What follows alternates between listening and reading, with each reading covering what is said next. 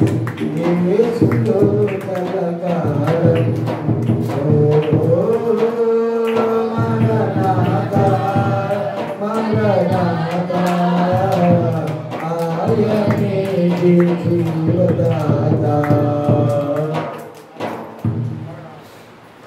మరణాతా అపోస్తలుడైన పౌలు గారు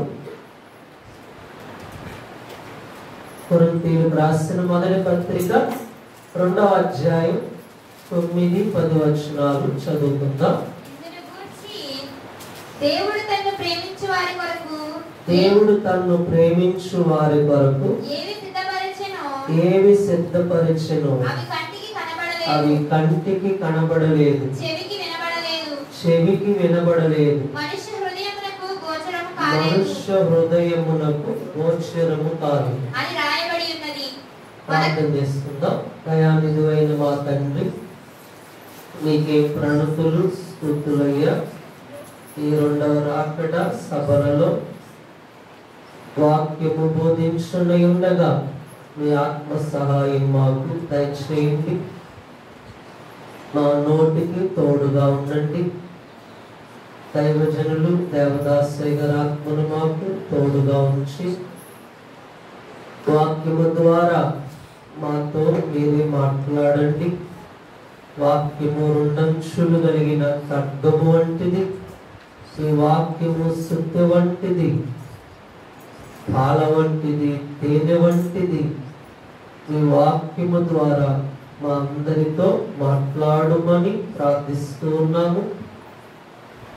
మీరే తండ్రి, మీ సహాయము కొరకు మీ వైపు చూస్తూ ఉండగా ఈ సహాయము దయచేయడం అందరినీ రాకడకు సిద్ధపరచుమని వాక్యమై ఉన్న యేసు నామాన వినయముతో వేడుకొనుచున్నాము తండ్రి, ఆమేన్. అందరికీ మరణాత. ప్రభు నామమున మీకెల్లరకు కృపా సమాధానములు కలుగును గాక. ఆమేన్. ఈవేళ దేవుడు సిద్ధపరిచినవి అనే అంశమును ధ్యానం చేసుకుందాం. దేవుడు సిద్ధపరిచినవి. ఈ పాఠాన్ని మనం కొద్ది నిమిషాలు ధ్యానం చేసుకుందాం.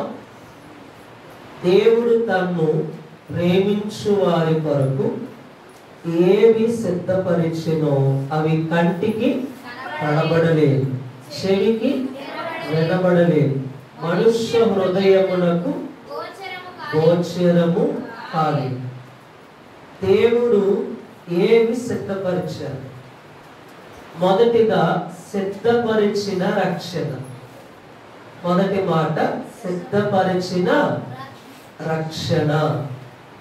అపోస్తలుడైన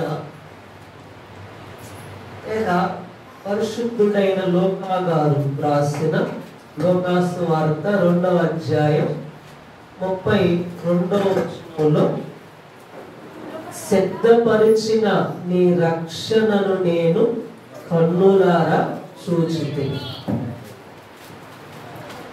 సిద్ధపరిచిన నీ రక్షణ నేను కన్నులారా చూచితిని. కనుక దేవుడు ఏమి సిద్ధపరిచారంట? రక్షణ సిద్ధపరిచారు. రక్షణ అనగా గ్రీకు భాష అర్థం ఏంటంటే విడుదల అన్నది. చెప్పండి, రక్షణ అనగా విడుదల, భద్రత, స్వస్థత అని అర్థమిస్తూ ఉన్నది. దేవుని బిడ్డలారా, పాపము నుండి, దాని అపవిత్రత నుండి విమోచింపబడుట రక్షణ. పాపము నుండి, అపవిత్రత నుండి విమోచింపబడుట రక్షణ. కనుక దేవుడు మనకి ఏమి సిద్ధపరిచారంటే రక్షణ సిద్ధపరిచారు అని మనం గమనిస్తూ ఉన్నాం.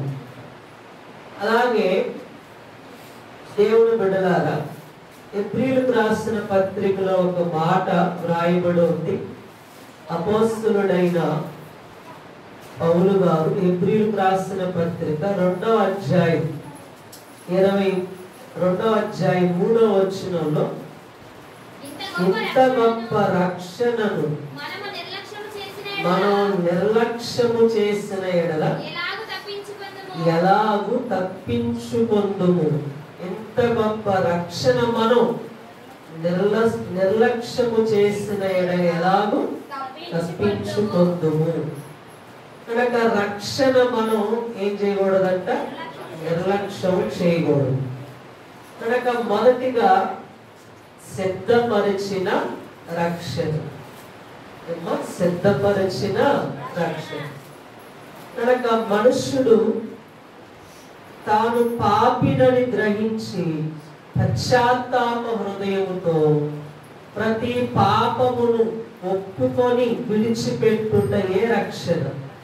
మనిషి తాను పాపినని గ్రహించి పశ్చాత్తాప హృదయముతో ఏం చేయాలంట, తన పాపాన్ని విడిచిపెట్టుటయే రక్షణ అని మనం చూస్తాం. కనుక మొదటి మాట సిద్ధపరిచిన రక్షణ. రెండవ మాట మనం ధ్యానం చేసుకుందాం. భక్తుడైన దావీదు గారు రాసిన కీర్తనల గ్రంథం 23వ కీర్తన 5వ వచనంలో, నా శత్రువుల ఎదుట నీవు నాకు భోజనం సిద్ధపరిచెదవు. సిద్ధపరిచిన భోజనం. అందరూ చెప్పండి, సిద్ధపరిచిన భోజనం. దేవుని బిడ్డలారా, దావీదు గారికి దేవుడు ఏ సిద్ధపరిచారంట, భోజనం సిద్ధపరిచారు. సిద్ధపరిచిన భోజనం. కనుక దావీదు గారి గురించి దైవజనులు 2 విషయాలు చెప్పారు. దేవుని తోడు, దేవుని ఆత్మ అనే యుద్ధ ఆయుధాలు ఉన్నాయి. దావీదు గారికి ఏమున్నాయి? దేవుని తోడు, దేవుని ఆత్మ అనే యుద్ధ ఆయుధాలు. అలాగే దావీదు గారు అరణ్యములో, ఒకసారి వాక్యంలో మనం చూస్తే ప్రవక్త అయిన సమూయేలుగా రాసిన 2వ గ్రంథము 17వ అధ్యాయం 27వ వచనంలో, పారిపోవచ్చు అరణ్యవాసిగా తిరుగులాడుతున్న దావీదునకు అతనితో ఉన్న వారికి బార్జిల్లాయి, అలాగే అతని తోటి వారి ద్వారా దేవుడు భోజనం సిద్ధపరిచారని ఉంది వాక్యం. సమూయేలుగా రాసిన 2వ గ్రంథం 17వ అధ్యాయం 27వ వచనంలో, అరణ్యమందు జనులు అలసిన వారై ఆకలికొని తప్పుకొని ఇందరిని తలంచి పరుపులు, పాత్రలు, కొండలు, గోధుమలు, ఎవలు, పిండి, వేచిన గోధుమలు, కాయధాన్యములు, చిక్కుడుకాయలు, పేలాలు, తేనె, వెన్నె, గొర్రెలు, జున్ను ముద్దలు దావీదును కోసిన యుద్ధనున్న జనులను భోజనము చేయుటకై తీసుకుని వచ్చి. అందరికి మరణాత. దావీదు గారి కట పారిపోవచ్చు అరణ్యవాసిగా తిరుగులాడుచున్న దావీదు గారికి అతనితో ఉన్న వారికి బార్జిల్లాయి, అలాగే తన తోటి వారి ద్వారా దేవుడు ఏం సిద్ధపరిచారంట, భోజనం సిద్ధపరిచారు. ఏమేమి సిద్ధపరిచారంట, అరణ్యమందు జనులు అలసిన వారై ఆకలిగొని తప్పిగొని ఉందని తలంచి పరుగులు, పాత్రలు, కొండలు, గోధుమలు, ఎవలు, పిండి, వేచిన గోధుమలు, కాయధాన్యములు, చిక్కుడుకాయలు, పేలాలు, తేనె, వెన్న, గొర్రెలు, జున్ను ముద్దలు దావీదును అతని యొద్దనున్న జనులను భోజనం చేయుటకై తీసుకొని వచ్చిరి. అంటే దేవుడు దావీదు గారికి ఏం సిద్ధపరిచారంట, భోజనం సిద్ధపరిచారు. ఎక్కడ? అరణ్యంలో దేవుడు భోజనం సిద్ధపరిచారు. ఎంత మంచి భోజనం సిద్ధపరిచారు. అలా ఏలియా గారు కూడా దైవజనులు ఒక మాట చెప్పారు, రొట్టెలు ఎత్తుకుని పోయే కాకులు ఏలియా గారి కంట రొట్టెలు తెచ్చెను అని చెప్పారు. రొట్టెలు ఎత్తుకుని పోయే కాకులంట ఏలియా గారికి రొట్టెలు తెచ్చే. కనుక దేవుని బిడ్డలారా, అలాగే ఇంకో వాక్యంలో మనం చూస్తే భక్తులు రాసిన కీర్తనల గ్రంథంలో 78వ కీర్తన 19వ వచనంలో, అరణ్యంలో దేవుడు తన ప్రజలకు ఆహారము సిద్ధపరిచారు. 78వ కీర్తన. ఈ అరణ్యములో దేవుడు భోజనం సిద్ధపరచగలడా అనుచు వారు దేవునికి విరోధంగా మాటలాడిరి. ఆయన బండను కొట్టగా నీరు ఉబికెను, నీళ్లు కాలువలై పారెను. కనుక దేవుడు వారికి ఏమి ఇచ్చారంట? భోజనం ఇచ్చారు. దేవదూతల ఆహారం నరులు భుజించిరి అని ఆ వాక్యములు. భోజన పదార్థములను ఆయన వారికి సమృద్ధిగా పంపెను. కనుక అరణ్యంలో దేవుడు తన ప్రజలకు ఆహారం సిద్ధపరిచారు. కనుక 40 సంవత్సరాలు పోషించారంట. ఎన్ని సంవత్సరాలమ్మా? 40 సంవత్సరాలు పోషించారు.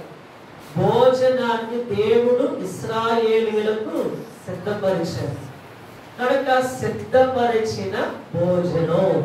ఈరోజు మన పాఠం ఏంటంటే, దేవుడు సిద్ధపరిచినవి మీకు చెప్తున్నాను. అందులో మొదటి మాట సిద్ధపరిచిన రక్షణ. దేవుడు మనకి రక్షణ సిద్ధపరిచారు. రెండవది సిద్ధపరిచిన భోజనం దేవుడు సిద్ధపరిచారు. అలాగే మూడవదిగా సిద్ధపరిచిన జీతం. అందరూ చెప్పండి, సిద్ధపరిచిన జీతము. వాక్యంలో మనం చూస్తే పరమాత్మ జ్ఞాని అయిన యోహాను గారు రాసిన ప్రకటన గ్రంథం 22వ అధ్యాయం 12వ వచనం చదువుకుందాం. ఇదిగో త్వరగా వచ్చుచున్నావు, వాని వాని క్రియల చొప్పున ప్రతి వానికి ఇచ్చుటకు నేను సిద్ధపరిచిన జీతం నా యొద్ద ఉన్నది. దేవుని బిడ్డలారా, ఇదిగో త్వరగా వచ్చుచున్నాను. మన యేసు ప్రభు ఏమంటున్నారు?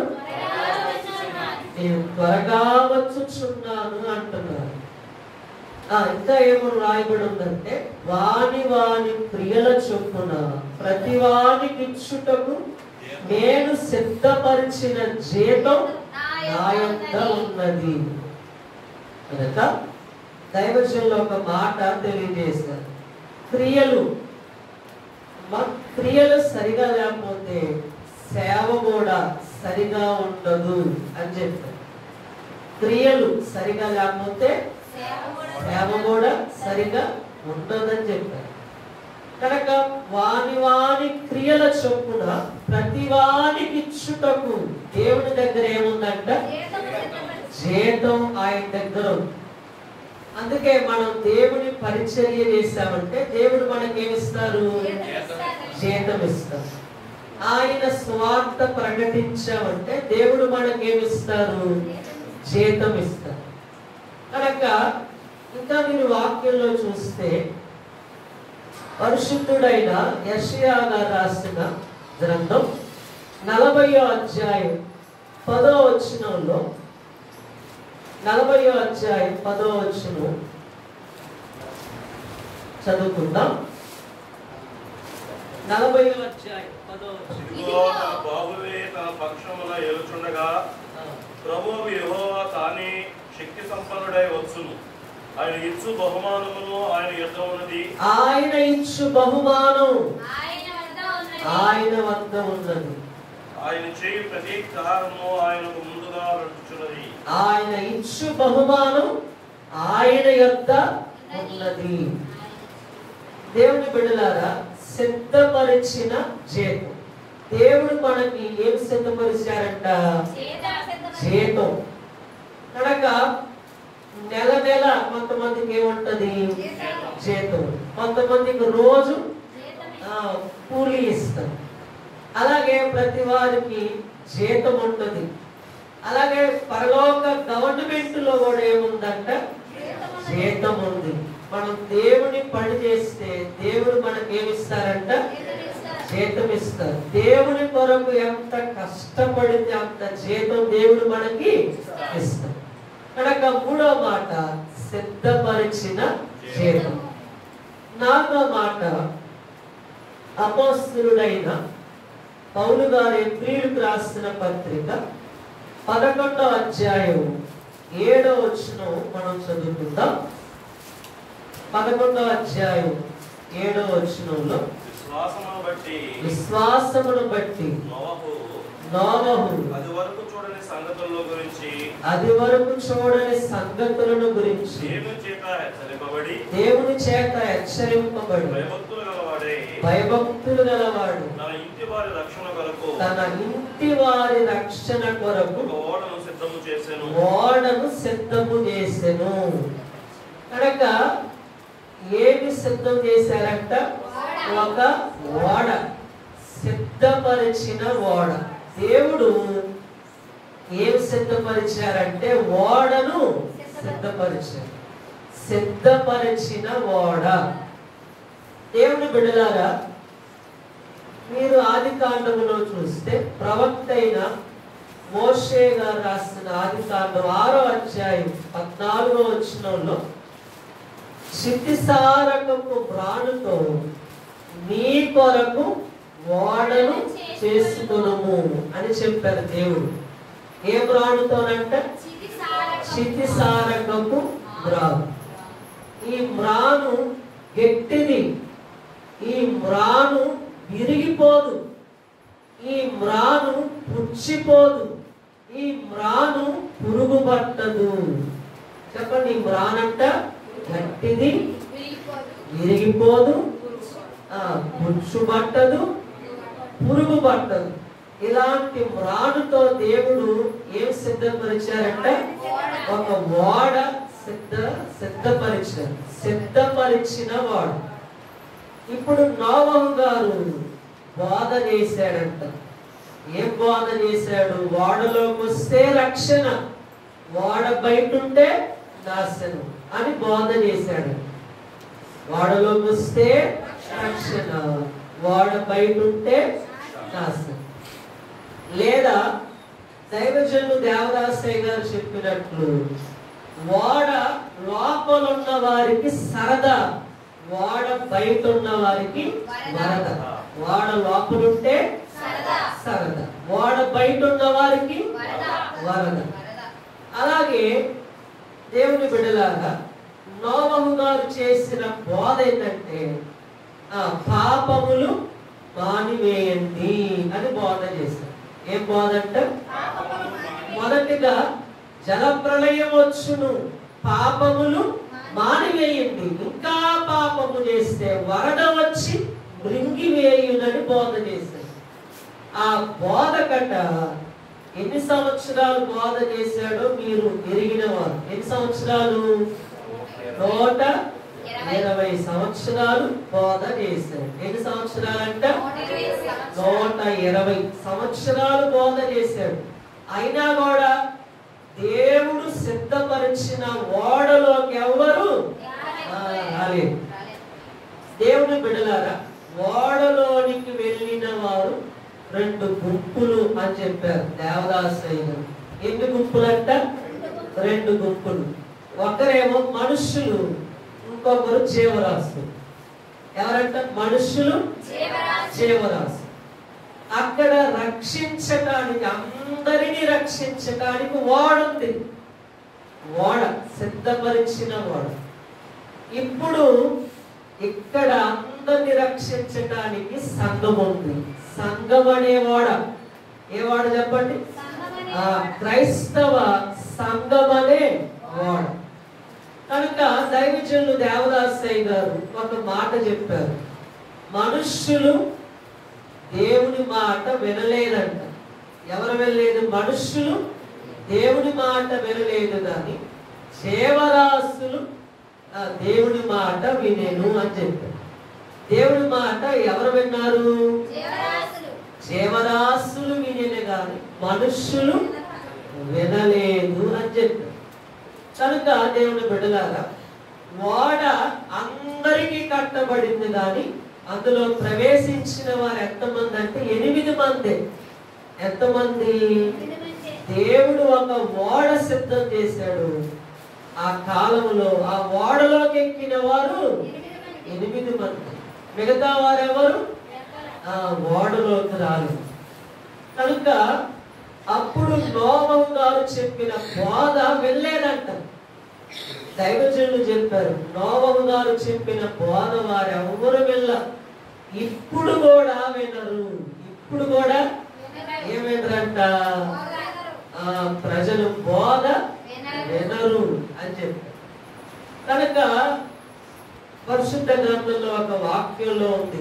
మత్తయి సువార్త, పరిశుద్ధుడైన మత్తయి గారు రాసిన సువార్త 24వ అధ్యాయం 38వ వచనంలో నోవహు దినములు ఎలాగుండెనో మనుష్య కుమారుని రాకడ అలాగే ఉంటుంది.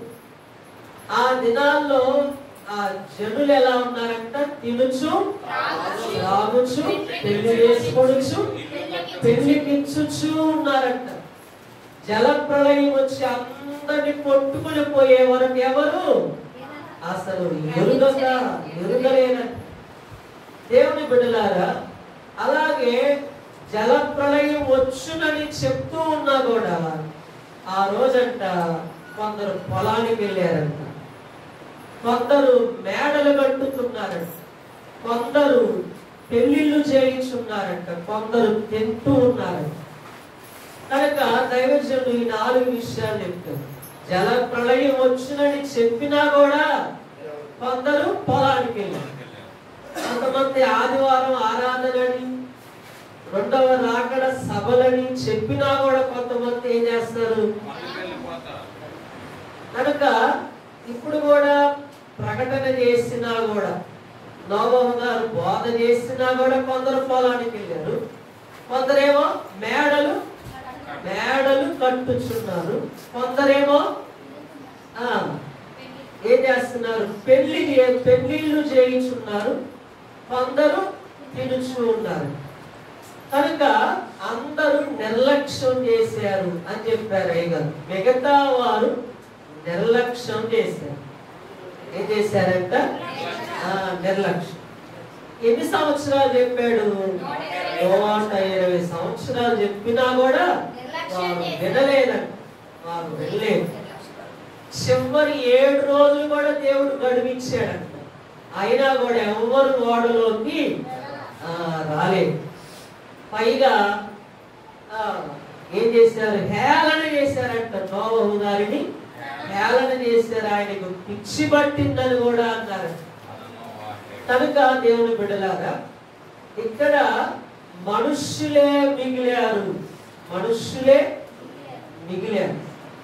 కనుక నోవహు గారి బోధ ఏంటంటే, అయ్యగారు చెప్పారు, ఓడలోకి వస్తారా వెలపలుండిపోతారా అనే బోధ. ఓడలోకి వస్తారా వెలపల ఉండిపోతారా అనే బోధ చేశారు. కానీ ఎవ్వరు ఓడలోకి రాలేదు. కనుక దేవుని బిడ్డలారా, ఈ క్రైస్తవ సంఘం అనేది ఒక ఓడ, బైబిల్ మిషన్ అనేది ఒక ఓడ. ఈ ఓడలోకి వస్తే ఉంది, ఈ ఓడలోకి వస్తే అనేక దీవెనలు, ఆశీర్వాదాలు ఉంటాయి. బైబిల్ మిషన్ అనేది ఒక ఓడ. అందుకే దేవదాసయ్య గారు ఒక బోధనలో చెప్పారనమాట. అయ్యగారు రాతల్లో ఏముందంటే, బైబిల్ మిషన్ ఎవరి కోసం? ఇది భక్తులు ఉండవలసినది. బైబిల్ మిషన్ ఎవరి కోసం చెప్పండి? భక్తులు ఉండవలసింది బైబిల్ మిషన్, భక్తిహీనుల కొరకు కాదు అని చెప్పారు. కనుక బైబిల్ మిషన్ దైవజనులు దేవదాసయ్య గారు ఒక మాట చెప్పారు.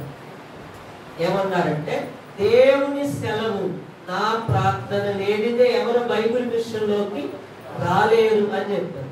ఎవరి సెలవు అంట? దేవుని సెలవు. అయ్యగారి ప్రార్థన, నా ప్రార్థన లేనిది ఎవరు బైబిల్ మిషన్లోకి రాలేరు అని చెప్పారు.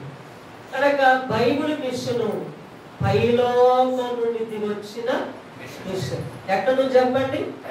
ఎక్కడ చెప్పాలి? పైలోకం నుండి దిగి వచ్చిన బైబిల్ మిషన్. అలాగే బైబిల్ మిషన్ దేవుడు బయలుపరిచిన బైబిల్ మిషన్. ఎవరు బయలుపరిచారు? అందుకే అయ్యగారు ప్రార్థనలో ఉంటుంది, ఇది భక్తులు స్థాపించిన మిషన్ కాదు. ఎవరు స్థాపించలేదు బైబిల్ మిషన్ ని? భక్తులు స్థాపించిన మిషన్ కాదు, దేవుడే స్వయంగా బయలుపరిచిన మిషన్. అందుకనే దైవజనులు దేవదాసయ్య గారు ప్రార్థనలో ఒక మాట ఉంటుంది, ఇండియా దేశంలో ఒక రూతు పుట్టింది, అది బైబిల్ మిషన్ అన్నారు. ఇండియా దేశంలో ఒక రూతు పుట్టింది, అదే బైబిల్ మిషన్. బైబిల్ మిషన్ ని అయ్యగారు రూతు గారితో పోల్చారు. ఎవరితోనంట? రూతమ్మ గారితో పోల్చారు. అని ఇంకా ఏమన్నారంటే, ఇశ్రాయేలీయులను ఒక ప్రక్క, రూతును ఒక ప్రక్క పెడితే రూతే గొప్పది అన్నారు. అమ్మా, ఎవరు గొప్ప? ఇశ్రాయేలీయులందరిని ఒక ప్రక్క, రూతును ఒక ప్రక్క పెడితే రూతే గొప్పది. అలాగే అన్ని మిషన్లు ఒక ప్రక్క, బైబిల్ మిషన్ ఒక ప్రక్క ఉంచితే బైబిల్ మిషనే గొప్పది అనమాట. అందరికి మరణాత. ఈ మిషన్ లో ఉన్న సన్నిధి, ఈ మిషన్ లో ఉన్న బోధలు, ఈ మిషన్ లో ఉన్న వాక్యములు ఎక్కడ, ప్రార్థనలు ఎక్కడ ఉండవు అనమాట. కనుక దేవుని బిడ్డలారా, బైబిల్ మిషన్ అనే వాడ, ఈ వాడలోకి మీరందరూ వచ్చారు. ఈ వాడలోకి మీరందరూ వచ్చారు. కనుక ఎందుకు ఎన్ని సంవత్సరాలు గడువిచ్చాడు? 120 సంవత్సరాలు ఎందుకు గడువిచ్చాడు దేవుడు ఆ ప్రజలకి? అమ్మా, ఎందుకు గడువిచ్చాడంట అంటే, దైవజనులు దేవదాసయ్య గారు ఆ అయ్యగారు వ్రాతల్లో ఉన్న 3 విషయాలు మీకు చెప్తున్నాను. ఏముందంటే, నోవహు గారు మొదటిగా ఏమన్నారంటే, అందరూ మారు మనస్సు పొందాలని. అందరూ చెప్పండి, అందరూ మారు మనస్సు పొందటానికి ఇచ్చాడు గడువు. ఇంకోటి ఏంటంటే, నోవహు గారు బాగుగా సిద్ధపడటానికి ఇచ్చారు. బాగుగా సిద్ధపడటానికి. ఎందువరకంట? బాగుగా లేదా బాగుగా సిద్ధపడటానికి ఇచ్చారు. అలాగే ఇంకా గొప్పవారిగా సిద్ధపడటానికి ఇచ్చారు. మూడవది, మరింత బలపడటానికి ఇచ్చారు. మరింతగా బలపడటానికి దేవుడు ఆ గడువు ఇచ్చారన్నమాట. కనుక దేవుడు ఒక ఓడ సిద్ధం చేశాడు. అమ్మ, 4వ మాట ఏం చెప్తున్నాను? సిద్ధపరిచిన, అంత చెప్పాలి, సిద్ధపరిచిన ఓడ. ఆ ఓడ దేవుడు సిద్ధపరిస్తే ఎంతమంది ఎక్కారా ఓడ? 8 మంది ఎక్కారు. మిగతా వారందరూ ఏమయ్యారు? జలప్రలయంలో నశించిపోయారు అనే మాట మీకు తెలియజేస్తున్నాను. కనుక సిద్ధపరిచిన ఓడ. మరొక మాట ధ్యానం చేసుకుంటాం. మరొక మాట, 5వది, సిద్ధపరిచిన స్థలం. అంత చెప్పండి, సిద్ధపరిచిన స్థలం. భక్తుడైన యోహాను గారు రాసిన సువార్త 14వ అధ్యాయం 2వ వచనంలో, మీకు స్థలము సిద్ధపరచ వెళ్ళుచున్నాను. అమ్మా, దేవుడు ఏమన్నారు? మీకు స్థలము సిద్ధపరచ వెళ్ళుచున్నాను. నేనుండు స్థలములో మీరు ఉండులాగున నేను మరలా వచ్చి నా యొద్ద ఉండుటకు మిమ్మల్ని తీసుకొని పోవుదును అని చెప్పారు. కనుక సిద్ధపరిచిన స్థలము. ఏ స్థలం చెప్పండి? దేవుడు మనందరికీ ఎక్కడ స్థలం సిద్ధపరిచారంట? పరలోకములో మన కొరకు ఏం సిద్ధపరిచారు? స్థలాన్ని సిద్ధపరిచారు. కనుక ఈ 5వ మాట సిద్ధపరిచిన స్థలం. ఈ సిద్ధపరిచిన స్థలంలోకి వెళ్ళాలంటే మనం ఏం చేయాలా? అయ్యగారు బాగుల్లో ఏముందంటే స్థలము. స్థలం అంటే నూతన యెరూషలేము. స్థానము అంటే సింహాసనం. మీకేం కావాలి? స్థలమా స్థానమా? కనుక స్థలము వేరు, స్థానము వేరు. కనుక సిద్ధపరిచిన స్థలము. దేవుడు మనందరికీ సిద్ధపరిచారు, స్థలం సిద్ధపరిచారు. దేవుని బిడ్డలారా, సిద్ధపరిచిన స్థలం. దైవజనులు దేవదాసయ్య గారి బోధనలో ఒక 5 విషయాలు ఉన్నాయి. ఏంటంటే పరలోక రాజ్య మెంబర్లు అని ఒక 5 విషయాలు చెప్పారు. పరలోక రాజ్య మెంబర్లు ఎవరనగా అని మత్తయి సువార్తలో 5వ అధ్యాయం పరిశుద్ధుడైన మత్తయి గారు రాసిన సువార్త 5వ అధ్యాయంలో ఉన్న విషయాలు మీకు నేను అయ్యగారి బోధనలో నుంచి జ్ఞాపకం చేస్తాను. పరలోక రాజ్య మెంబర్లు అని కొన్ని విషయాలు అక్కడ మత్తయి సువార్త 5వ అధ్యాయంలో ఉన్న విషయాలు. దేన మనస్సు, చదవండి. దేన మనస్సు గలవారు ధన్యులు. మత్తయి సువార్త ఆత్మ విషయమై దీనులైన వారు ధన్యులు, పరలోక రాజ్యం వారు. పరలోక రాజ్యం ఎవరిదంట? మీరందరూ చెప్పాలి. ఆత్మ విషయమై దీనులైన వారిది పరలోక రాజ్యం. అయ్యగారు బోధనలో ఏముందంటే దేన మనస్సు గలవారు అని రాస్తారు. చెప్పండి, దేన మనస్సు గలవారు. పరలోక రాజ్యం మెంబర్లు ఎవరంట? పరలోక రాజ్యానికి మనం వెళ్ళాలంటే మనకి ఏముండాలా? దేన మనస్సు. అలాగే ఇంకో మాట కూడా ఉంది, సాత్వికులు ధన్యులు. పరలోక రాజ్య మెంబర్లు ఎవరంటే సాత్వికులు. అందరూ చెప్పండి, ఎవరంట? సాత్వికులు. మోషే గారు ఎవరు? భూమి మీద ఉన్న వారందరిలో మిక్కిలి సాత్వికులు. మనం కూడా పరలోక రాజ్యానికి వెళ్ళాలంటే, ఆయన సిద్ధపరిచిన స్థలానికి వెళ్ళాలంటే మనలో ఏముండాలా? సాత్వికం ఉండాలి. ఏముండాలి చెప్పండి? సాత్వికం. అందుకే యేసు ప్రభువారు అంటారు కదా, నేను దేన మనస్సు కలవాడను, సాత్వికుడను, దేన మనస్సు కలవాడను అంటారు. కనుక యేసు ప్రభువారు కూడా ఏం కలిగి ఉన్నారు? దేనత్వం కలిగి ఉన్నారు. అందుకే దేవదాసయ్య గారు ఆ పాటల్లో ఒక మాట ఉంది, దీనుండై దీనుండై అని రాస్తారు. యేసు ప్రభువారు సిలువలో ఎలా ఉన్నారంట? దీనుడుగా ఉన్నారు, దీనుడుగా ఉన్నారు. ఎలా ఉన్నారు చెప్పండి? దీనుడుగా ఉన్నారు. దీనుడు. మనం కూడా ఎలా ఉండాలా? అందరూ చెప్పాలి, ఎలా ఉండాలా? దీనులుగా ఉండాలి, దేన మనస్సు ఉండాలి. పరలోక రాజ్యానికి వెళ్ళాలంటే మనకి ఏముండాలా? దేన మనస్సు ఉండాలి. అందుకే సాత్వికులు. రెండవది ఎవరంట? సాత్వికులు వెళ్తారు. మూడవది అక్కడే ఉన్నమాట, దుఃఖపడువారు ధన్యులు. మూడవది అయ్యగారు ఏమన్నారంటే దుఃఖపడువారు అని చెప్పారు. మూడవది పరలోక రాజ్య మెంబర్లు ఎవరు? దుఃఖపడువారు అని చెప్తూ ఆ ప్రక్కనే మరొక మాట రాశారన్నమాట. ఏంటంటే ఆత్మ సంబంధమైన దుఃఖం. ఏ దుఃఖం అంట? ఆత్మ సంబంధమైన దుఃఖం. ఏ దుఃఖం? మామూలు దుఃఖం కాదు. ఏ దుఃఖం అంట? ఆత్మ సంబంధమైన దుఃఖం. నాలుగవదిగా శుద్ధ హృదయము గలవారు అని, హృదయ శుద్ధి గలవారు ధన్యులు, వారు దేవుని చూచెదరు. పరలోక రాజ్య మెంబర్లు ఎవరంటే శుద్ధ హృదయము గలవారు. ఎవరు చెప్పండి?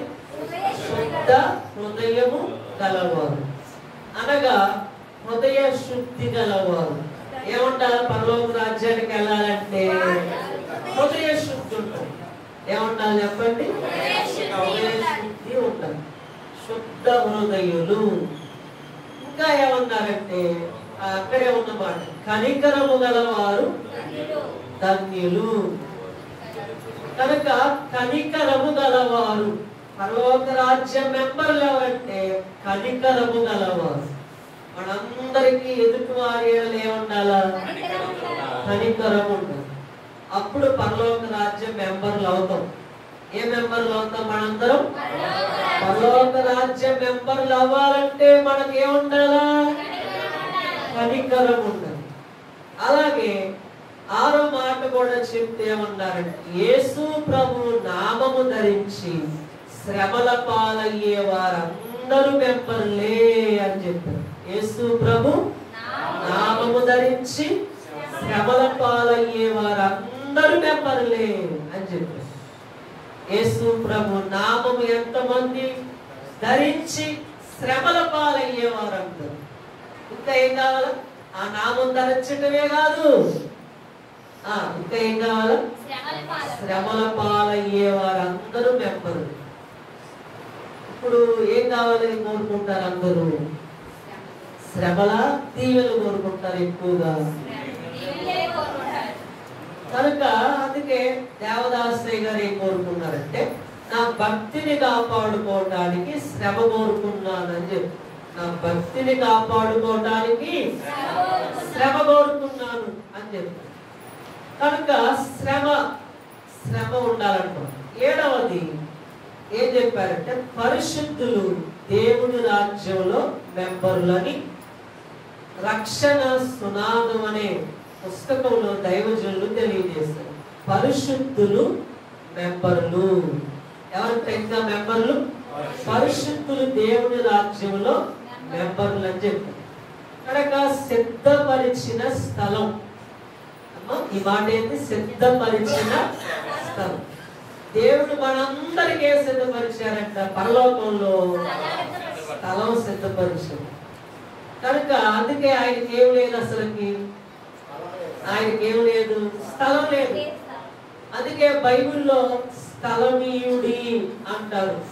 ఒక రోగిని బాగు చేయటానికి ప్రభువే స్థలమీయుడి అంటారు.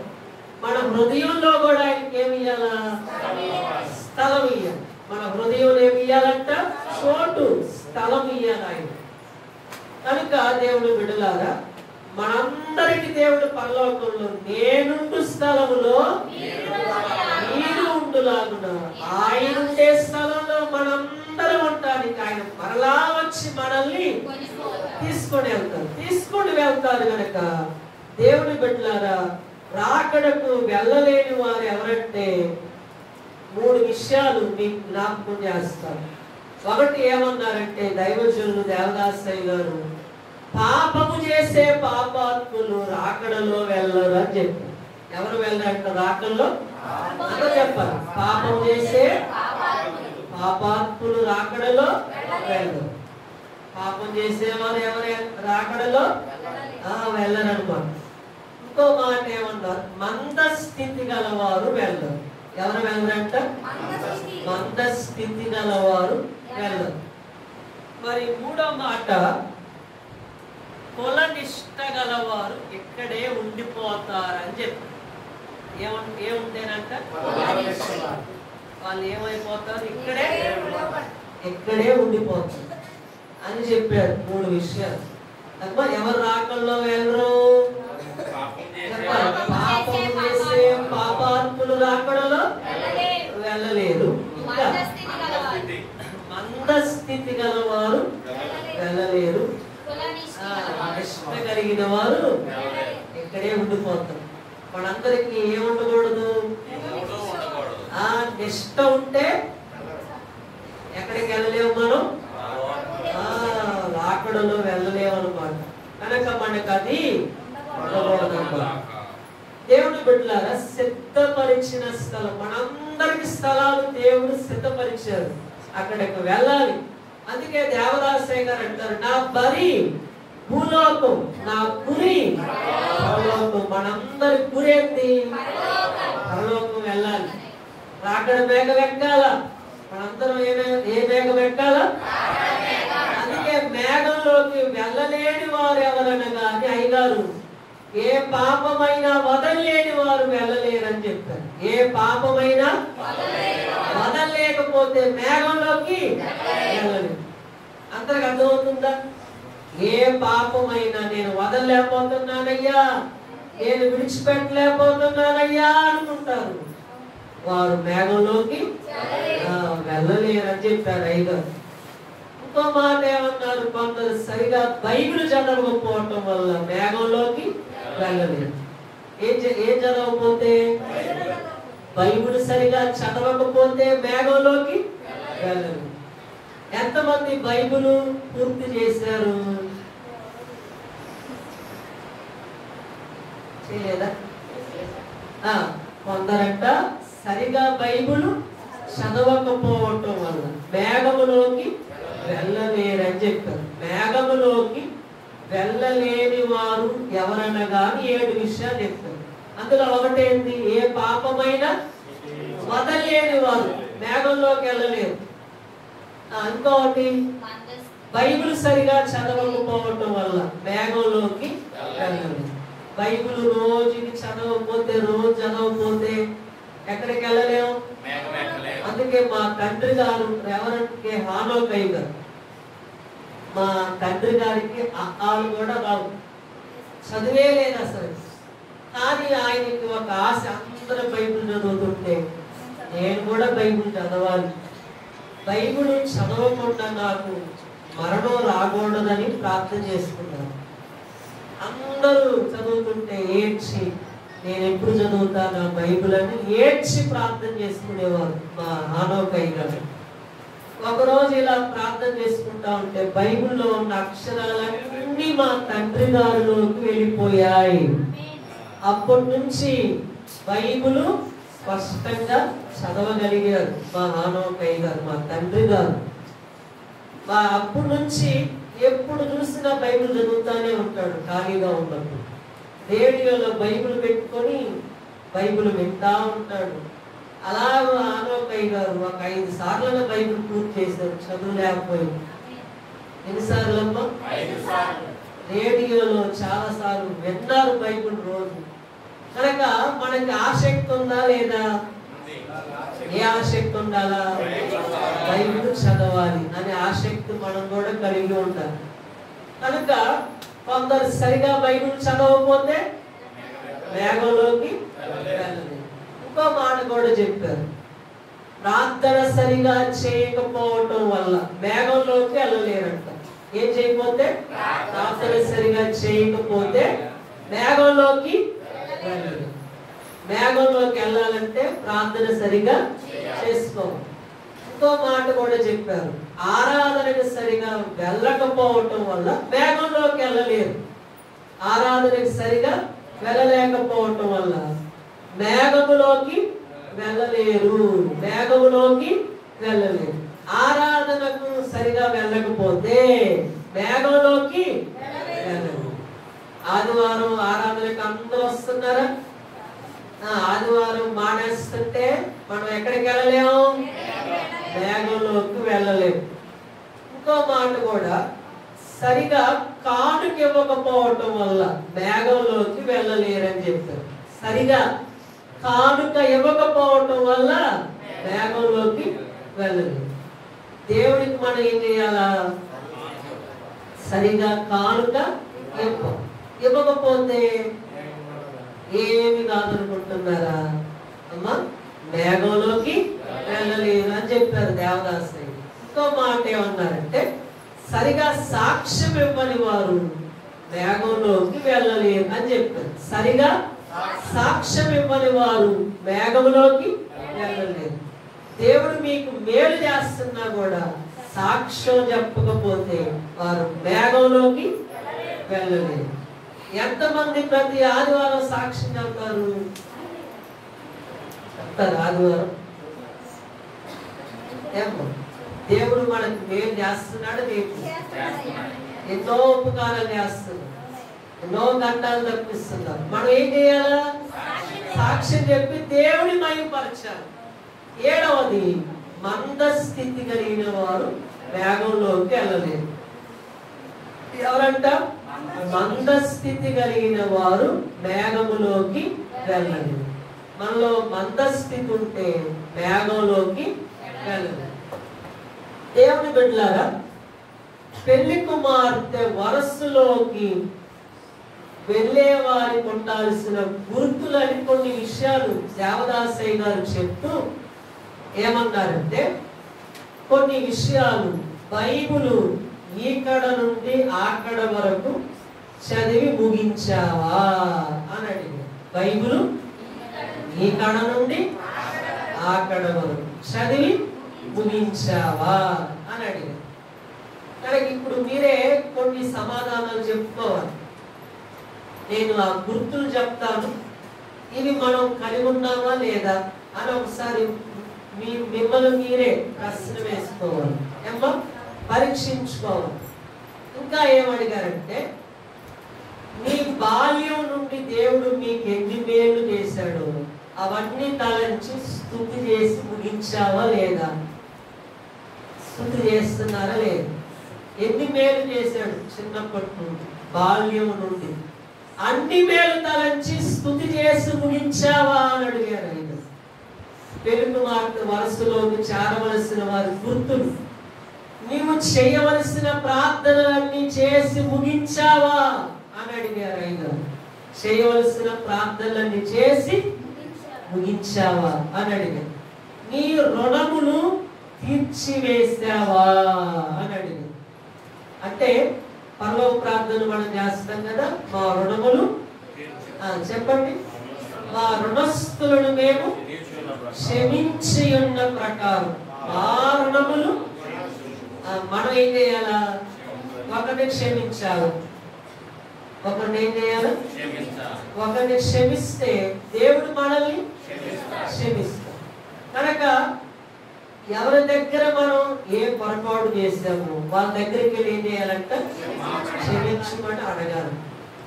అది యేసు ప్రభువు వారు అంటారు, మీ శత్రువులను ప్రేమించండి, క్షమించండి, మేలు చేయండి, ప్రార్థన చేయండి, వాళ్ళకి అప్పియండి అని కూడా అని చెప్తారు.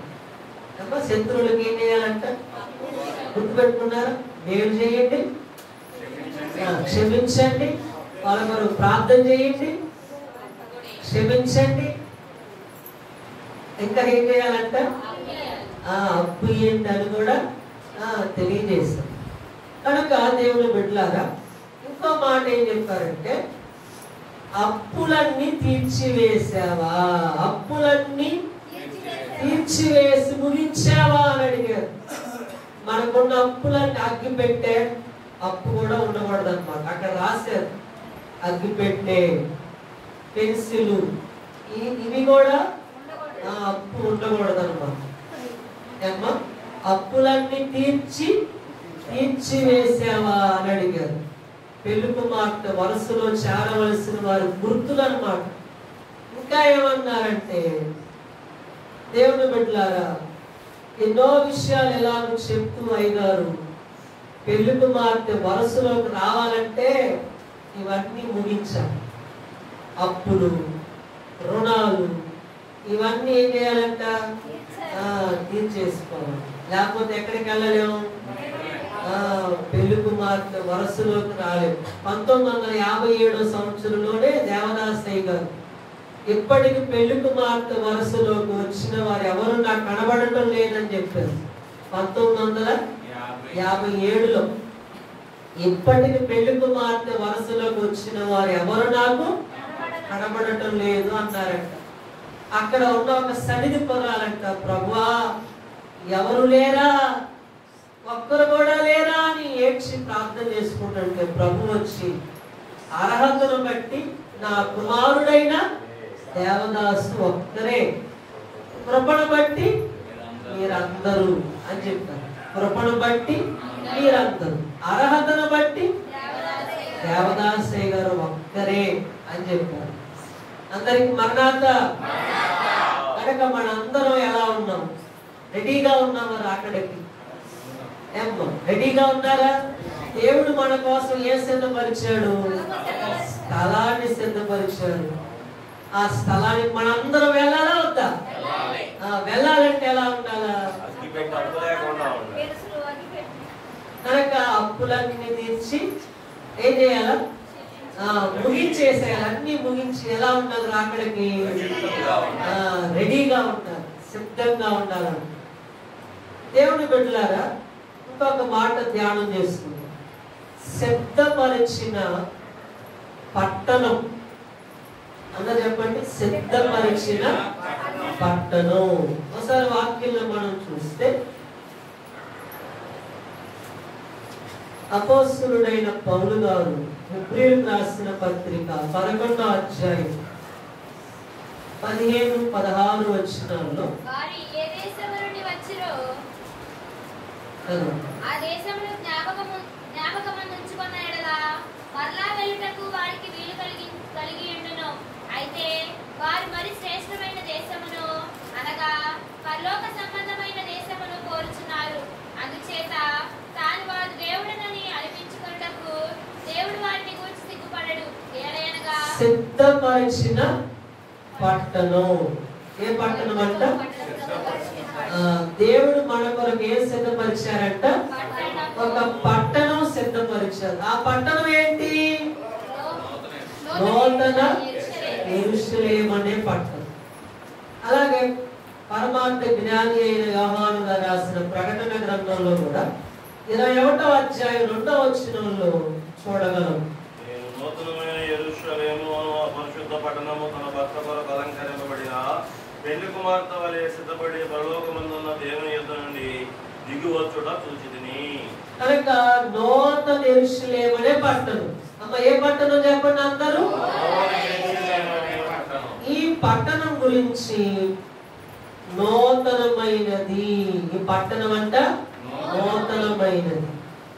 ఇంకా యెరూషలేము పరిశుద్ధ పట్టణం, పెళ్లి కుమార్తె అని చెప్పారు. నూతన యెరూషలేము అని చెప్తూ అయ్యగారు నూతనమైనది యెరూషలేము, పరిశుద్ధ పట్టణం, పెళ్లి కుమార్తె. నూతన యెరూషలేము అనగా పెళ్లి కుమార్తె సంఘం అన్నారు. ఏంటంట? పెళ్లి కుమార్తె సంఘం. పెళ్లి కుమార్తె అనగా గొర్రెపిల్ల భార్య అని చెప్పారు. పెళ్లి కుమార్తె అంటే గొర్రెపిల్ల భార్య. ఇంకా ఏమన్నారంటే వధువు సంఘం అనగా నూతన యెరూషలేము అనగా వధువు సంఘం అని చెప్పారు. నూతన యెరూషలేము అనగా వధువు సంఘం. అమ్మా నూతన యెరూషలేము అంటే ఏం చెప్పండి? వధువు సంఘం. వధువు సంఘం అంటే ఇప్పుడు అయ్యగారు ఏం చెప్పారంటే దేవుని యొక్క మిక్కిలి ఉన్నతమైన స్థలము వద్ద ఉండబోయే భక్తుల సమూహం. వధువు సంఘం అంటే చెప్పండి, దేవుని యొక్క మిక్కిలి ఉన్నతమైన స్థలము వద్ద ఉండబోయే భక్తుల సమూహం. కనుక మీరు మోక్షలోకంలో దేవుని సింహాసనం వద్ద ఉంటారు. దేవుని సింహాసనం వద్ద. అందుకే దేవుని బిడ్డలారా ఇక్కడ ఈ పట్టణం గురించి మీకు 21వ అధ్యాయంలో మనం ఈ పట్టణం గురించి చూడగలం. 21వ అధ్యాయంలో చూడగలం. ఒక ముఖ్యమైన విషయం ఏంటంటే యోహాను గారు చూస్తున్నారు. ఈ పట్టణాన్ని ఎవరు చూస్తున్నారు? అందుకే యోహాను గారు మహిమలో అంతస్తులో ఎదిగాడు అన్నారు అయ్యగారు. మహిమలో అంతస్తులో ఎదిగారు. ఎక్కడ దేంట్లో ఎదిగారంట? మహిమలో అంతస్తులో ఎదిగారు. 3 జయించాడంట. శరీరాన్ని, లోకాన్ని, సాతాను. ఏం జయించారంట? శరీరాన్ని, లోకమును, సాతాను. మనం కూడా ఏం జయించాలా? శరీరాన్ని చెప్పాలి, అందరూ చెప్పాలి. శరీరమును, లోకమును, సాతాను జయించారు. ఈ మూడు ఎక్కుటకు ఆటంకం. అంటే ఇక్కడ ఎక్కి రమ్ము అనిపించారు కదా, యోహాను గారిని ఏమన్నారు? ఇక్కడికి ఎక్కి రమ్ము అని పిలిచారు. ఆయన ఎక్కారు. ఆయన నూతన యెరూషలేము పట్టణాన్ని చూశారు. ఎక్కి వెళ్తానికి ఆటంకాలు ఏంటంట? ఆటంకాలు ఏంటంట? అందరూ చెప్పాలి. శరీరం, లోకం, సాతాను. ఈ మూడే ఆటంకాలు మనకి. ఎక్కడికి ఎక్కి వెళ్తానికి? నూతన యెరూషలేము, మేఘం ఎక్కటానికి, పరలోకం ఎక్కటానికి. దేవుని బిడ్డలారా, ఎవరైతే విశ్వాసంలో దినదినము ఎదుగుతూ వాటిని జయిస్తే యోహాను గారి వలె ఎక్కగలరు. విశ్వాసములో ఏం చేయాల? రోజు ఎదగాలి. అందరికి అర్థమవుతుందా? ఎప్పుడు ఎదగాలి? ఒక ఆదివారమైనా రోజు మనం ఏం చేయాలా? విశ్వాసంలో ఎదగాలి. ఈ మాట మర్చిపోకూడదు అన్నమాట. రోజు అదే పని. ఎప్పుడు మొక్క ప్రతిరోజు ఎదిగిద్దా? నెలకోసారి ఎదిగిద్దా? రోజు ఎదిగి. అలా మనం కూడా ఏం చేయాలా? విశ్వాసంలో రోజు దినదినము ఎదుగుతూ ఇంకా ఏం చేయాల? వాటిని జయించాలి. అప్పుడు యోహాను గారి వల్ల ఎక్కగలరు. వేటిని జయించాలంటే మీరు చెప్పాలి. శరీరం, లోకము, సాతాను. 21వ అధ్యాయం 10వ వచనంలో ఉంది ఈ మాట. ఆత్మవశుడనైన నన్ను ఎత్తైన గొప్ప పర్వతము మీదకు కొనిపోయి యెరూషలేము పరిశుద్ధ పట్టణము దేవుని మహిమ గలదై పరలోకమందున్న దేవుని యొద్ద నుండి దిగివచ్చుట నాకు చూపెను. ఆత్మవశమయ్యారు. యోహాను గారు ఏమయ్యారంట? ఆత్మవశమయ్యారు. యోహాను గారంట. అందరూ వింటారా? వింటామన్న వాళ్ళు చేయొద్దండి. చాలా సంతోషం. యోహాను గారు తన శరీరాన్ని, తన మనస్సును, సమయాన్ని, జ్ఞానమును, శరీరాన్ని ఆత్మవశం చేసుకుంది. ఏంటంట? తన మనస్సును, జ్ఞానమును, ఇంకా శరీరమును ఆత్మవశం, సమయాన్ని కూడా ఆత్మవశం చేసుకుంటాం. మనం కూడా ఏం చేయాలా? ఆత్మవశం చేసుకోవాలి. ఇంకో మాట, శరీర వశములో ఉంటే అన్ని ఆటంకాలే అని చెప్పారు అయ్యగారు. శరీర వశములో ఉంటే అన్ని ఆటంకాలు. ఆత్మవశం అయిపోతే ప్రశ్నలు ఉండవు అన్నారు అయ్యగారు. ఏముండవంట? ప్రశ్నలు ఉండవు. నీకు ఏ ప్రశ్నలు ఉండవు. ఏ వశం అయితే? శరీర వశంలో ఉంటే అన్ని ప్రశ్నలే, అన్ని ఆటంకాలు. ఆత్మవశం అయిపోతే ఏ ఆటంకాలు. కనుక దేవుని బిడ్డలారా, యోహాను గారిలా మనం ఏం చేయాలా? మహిమలో, అంతస్తులో ఎదగాలి. ఎలా ఎదగాల? మహిమలో. అంటే మన మహిమ ఇప్పుడు సరిపోదా? అంటే పరలోకానికి మనం ఏం తీసుకెళ్ళాలా? బైబిల్లోనే ఉంది కదా 21వ అధ్యాయం, భూరాజులు తమ మహిమను దానిలోనికి తీసుకొని వస్తును. మహిమ లేకపోతే నో ఎంట్రీ. మరి దేవాలయం బయట రాశారనుకోండి, ఎవరైనా రాగలమా? అసలుకి ఏం రాస్తే మహిమ లేకపోతే నో ఎంట్రీ. మొన్నటిదాకా ఏం రాశారు? ప్రతి దాని బయట మాస్క్ లేకపోతే నో ఎంట్రీ. మహిమ లేకపోతే నూతన యెరూషలేములోకి రాలేదు. ఏమి లేకపోతే? మహిమ లేకపోతే. అందుకే ఈ మహిమ కావాలంటే ఏం చేయాలా? యోహాను గారి అంతస్తులోకి రావాలి. అందుకే ఒకసారి అయ్యగారు బాధల్లో ఏముందంటే, యోహాను గారి అంతస్తు బైబిల్ మిషన్ అంతస్తు అంట యోహాను గారి అంతస్తు. బైబిల్ మిషన్ వారి అంతస్తు, యోహాను గారి అంతస్తు. 12 మందిలో యోహాను గారి అంతస్తే బైబిల్ మిషన్ అంతస్తు అన్నారు అయ్యగారు.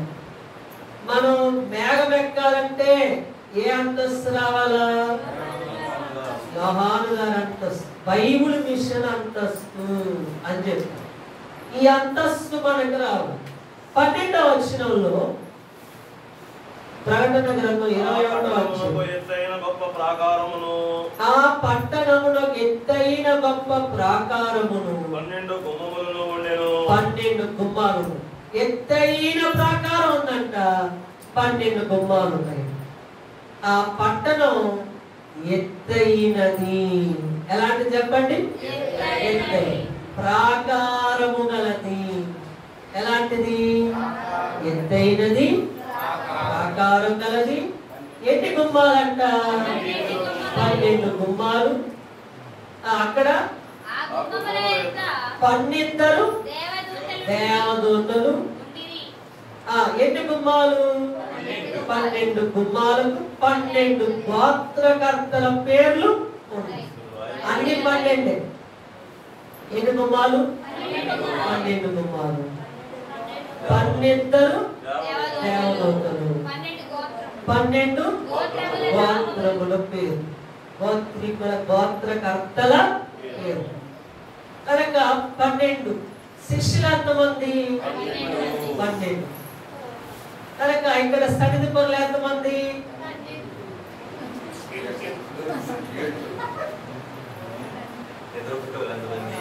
21వ అధ్యాయం 16వ వచనంలో ఆ పట్టణం, మీకు 6వ మాట చెప్తున్నాను, సిద్ధపరిచిన పట్టణం. అంతా చెప్పండి, సిద్ధపరిచిన పట్టణం. నూతన యెరూషలేము గురించి చెప్తున్నాను. ఆ పట్టణం చచ్చౌకమైనదను. ఎలా ఉందంట? 16వ వచనం చూడండి. చచ్చౌకమైనది. దోతల చేతిలో ఏముందంట? కొలకర్ర ఉంది. చూడండి, బైబిల్ చూడండి. దోతల చేతిలో ఏముంది? కొలకర్ర. చచ్చౌకం అంటే ఎగుడు దిగుడు లేనిదై ఉంటుంది. అంటే నలువైపుల సమాంతరంగా ఉంది. ఎగుడు దిగుడు లేదన్నమాట. మళ్ళీ కూడా ఏముండకూడదు? ఏముండకూడదు చెప్పండి? ఎగుడు దిగుళ్ళు ఉండకూడదు అన్నమాట. ఎలా ఉండాలి మనం కూడా?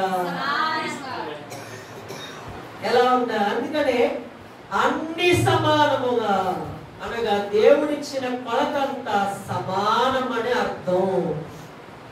దేవుడి బిడ్డలారా, ఆ స్థలం ఎన్ని వందల మైళ్ళు అక్కడే ఉంది చూడండి. 750 కోసులైనది. కనుక 750 క్రోసు. ఈ స్థలములు పెళ్లి కుమార్తె పరలోకంలో ఆక్రమించుకొని ఉందని అన్నారు అయ్యగారు బోధలు. ఈ స్థలాన్ని అంట ఎవరు ఆక్రమించుకున్నారు? మనం కూడా ఏం ఆక్రమించుకోవాలా? ఏ స్థలాన్ని? నూతన యెరూషలేము పట్టణాన్ని మనం ఏం చేసి స్వాధీనం చేసుకోవాలా? ఏం చేసుకోవాలి చెప్పండి? అందుకనే ఈ స్థలములో, ఈ స్థలాలని పెళ్లి కుమార్తె పరలోకంలో ఆకర్షించుకొని ఉన్నది. దేవుని బిడ్డలారా, ఒక మనిషి కూర్చోటానికి ఎన్ని గజాలు కావాలి? ఒక మనిషి కూర్చోటానికి 1/2 గజం చాలు అన్నారు అయ్యగారు బోధలు. ఆ చొప్పున 1500 మైళ్ళు స్థలం అన్నమాట. 1500 మైళ్ళ స్థలంలో ఎందరు ఉందరో, ఎందరు ఉంటారో? నూతన యెరూషలేము ఎన్ని వందల మైళ్ళు అంట? 1500 మైళ్ళు స్థలం. అందులో కోట్ల కొలదిగా ప్రజలు కూర్చొని ఉంటారు. అందరికి మరణాత. అందరూ ఎక్కడ కూర్చోవాలా? నూతన యెరూషలేము. కానీ ఇంకొక ముఖ్యమైన విషయం ఏంటంటే, ఎక్కువ ఎక్కువ మహిమ సంపాదించుకోవలనంటే ఎక్కువ కష్టాలు అనుభవించాలన్నారు అయ్యగారు. ఎక్కువ మహిమ సంపాదించుకోవాలంటే ఎక్కువ కష్టాలు అనుభవించాలి అని చెప్తారు. ఎక్కువ మహిమ ఎంతమంది కావాలి? ఎక్కువ మహిమ కావాలంటే ఎక్కువ కష్టాలు అనుభవించాలి. ఏమనుభవించాలా? ఎక్కువ కష్టం. అందుకే దేవదాసయ్య గారు బోధనలో ఉంది కదా, పాటల్లోనే మహిని వేసే మహాశ్రమ పొంది మహిమ చెప్పాడు. మహిమ పరలోకంలో ఏముంటది? మహిమ. అందుకే అయ్యగారు ఆయాసం నా అంతస్తును పెంచింది అని చెప్తారు. ఆయాసం అంట అంతస్తును పెంచిందంట. అందుకే అయ్యగారు పాటల్లో మాట ఉంటది, ఏముంది? మహిమాలోకమునకు మళ్ళినావా మహిలో. అది ఏ లోకం అంట? మహిమలోకం. ఆ మహిమలోకానికి మనం వెళ్ళాలా వద్దా? అందుకే అయ్యగారు క్రిస్మస్ పాటల్లో కూడా రాశారు కదా. ఏం రాశారు? మహిమలోకమున అనక మహిమలోకంలో, ఆ మహిమలోకానికి మనందరం వెళ్ళాలి. దేవుని బిడ్డలారా, అచ్చట ఆ పాట 100వ పాట ఒకసారి చూడండి.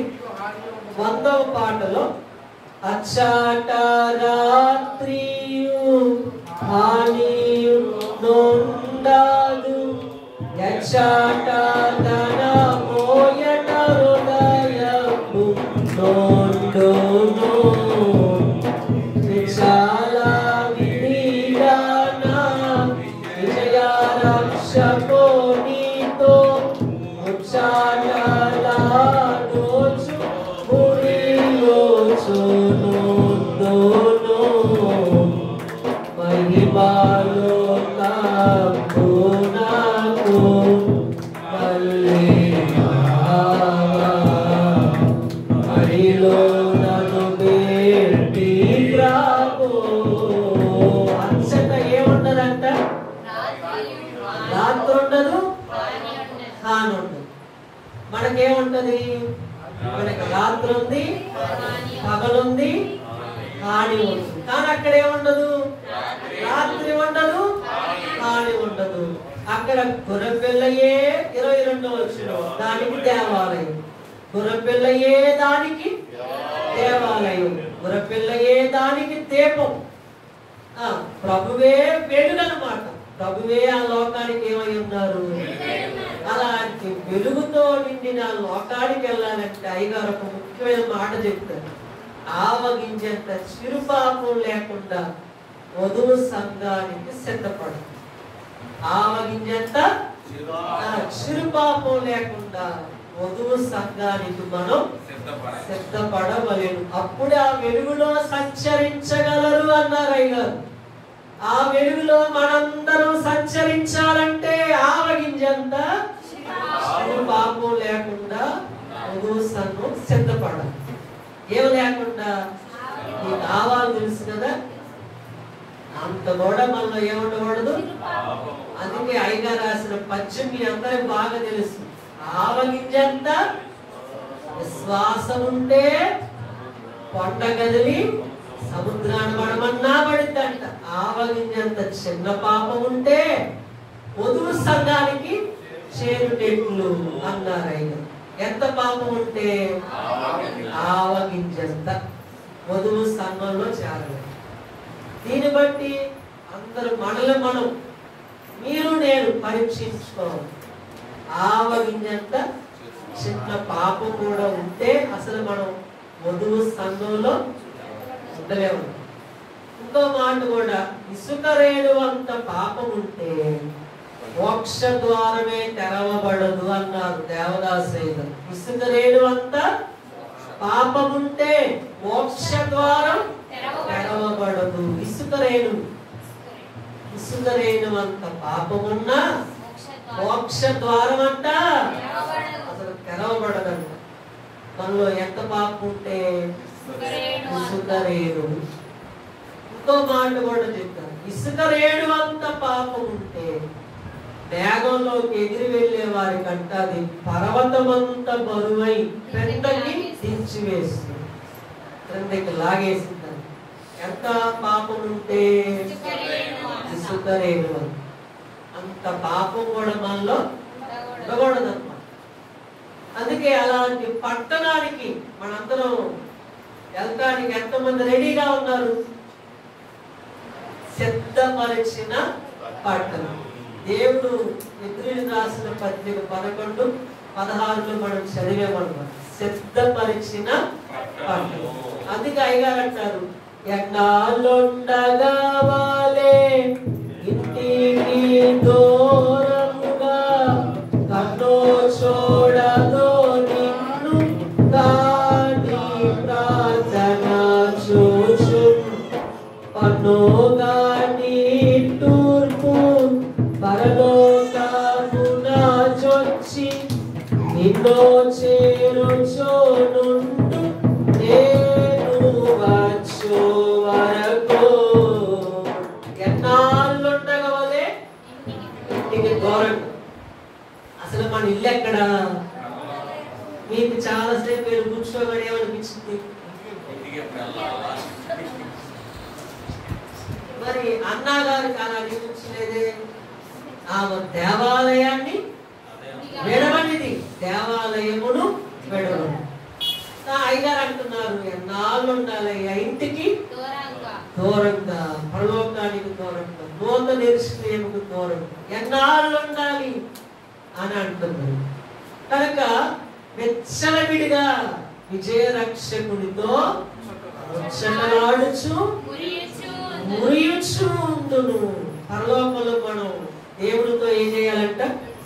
వెచ్చలవిడిగా మురియుచు ముచ్చటలాడుతూ మురియుచు ఉండును అని చెప్పారు. కనుక అలాంటి పట్టణంలోకి మనందరం వెళ్ళాలి.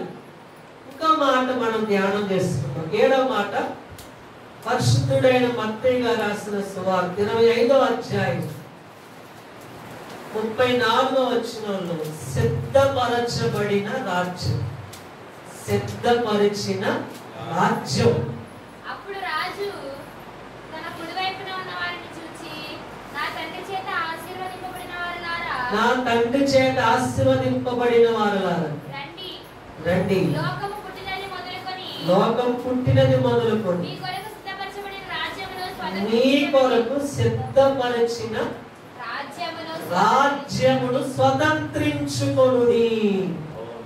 సిద్ధపరచబడిన రాజ్యం, సిద్ధపరచబడిన రాజ్యం. దేవుడు మనందరికి ఏం సిద్ధపరిచారంట?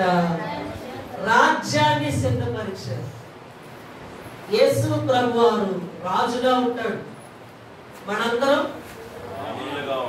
ఎలా ఉంటాం? మనం కూడా పరిపాలిస్తాం, రాణిగా ఉంటాం. ఆయన రాజ్యం చేసేటప్పుడు ఏం జరిగిందో మీకు చెప్తున్నాను. శీతోష్ణ స్థితి మారిపోతుంది. మొదటగా ఏం మారిపోతుందంట? శీతోష్ణ స్థితి మారిపోతుంది ఆయన రాజ్యం చేసేటప్పుడు.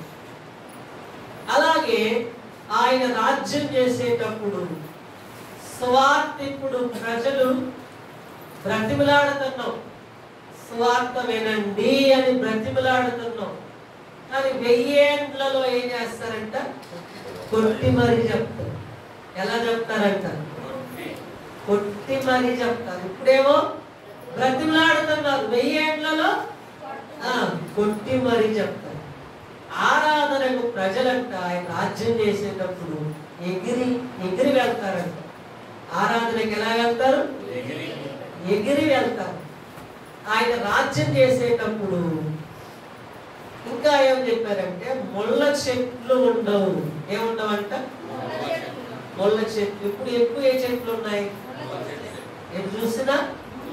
కనుక ఫలము లేని చెట్టు ఉండదు అన్నారు ఆయన రాజ్యం చేసేటప్పుడు. ఫలము లేని చెట్లు ఉండవు. ఇంకా నదులు మారిపోతాయి ఆయన రాజ్యం చేసేటప్పుడు.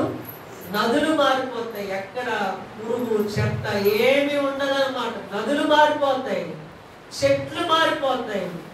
చెట్లకి ఇప్పుడు పురుగులు ఉన్నాయి, అప్పుడు పురుగులు ఉండవు, పంటను తినే పురుగులు ఉండవు, జీవరాశులు మారిపోతాయి. సిద్ధపరిచిన రాజ్యం. దేవుడు మనందరికి ఏ సిద్ధపరిచారు? రాజ్యము సిద్ధపరిచారు. కనుక సిద్ధపరచబడిన రాజ్యం. ఇలాగ ఎన్ని మాటలు చెప్పాను? మొదటి మాట సిద్ధపరిచిన రక్షణ. రెండవది సిద్ధపరిచిన భోజనం. మూడవ మాట సిద్ధపరిచిన జీతం. సిద్ధపరిచిన జీతం. నాలుగవ మాట సిద్ధపరిచిన ఓడ. ఐదవది సిద్ధపరిచిన స్థలం. ఆరవ మాట సిద్ధపరిచిన పట్టణం. ఏడవ మాట సిద్ధపరిచిన రాజ్యం. ఇప్పుడు మనందరం వధువుగా సిద్ధపరచబడిన వధువు. చివరి మాట సిద్ధపరచబడిన వధువు. ఆదికాండములో ప్రవక్త అయిన మోషే గారు రాసిన ఆదికాండం 24వ అధ్యాయం 16వ వచనంలో ఆ చిన్నది మిక్కిలి చక్కనిది, ఆమె కన్యక అను సిద్ధపరచబడిన వధువు. ఈ మాట నేను చెప్పి ముగిస్తాను. సిద్ధపరచబడిన వధువు ఎలా సిద్ధపరచబడింది? 24వ అధ్యాయంలో 58వ వచనంలో ఈ మనుషునితో కూడా చెప్పాలి. ఈ మనుషునితో కూడా చదవండి. వెళ్ళేదవా అని అనగానే ఏమనింది? రెడీ అనిందంట. ఏమనింది? రెడీ. రెడీ అంటే సిద్ధమే. హిమాలయ పర్వత ఋషులు మా తండ్రి గారు అనేవారు. హిమాలయ పర్వత ఋషులంట మేము రాకడకు రెడీ అంటున్నారు. మేము రాకడకు రెడీ. మీరు రెడీ అని అడుగుతున్నారంట. మీరు రెడీ అయినా అని అడుగుతున్నారంట. కనుక మీరందరూ ఇప్పుడు సమాధానం చెప్పాలి దేవునికి. మీరందరూ రాకడకు రెడీ అయినా?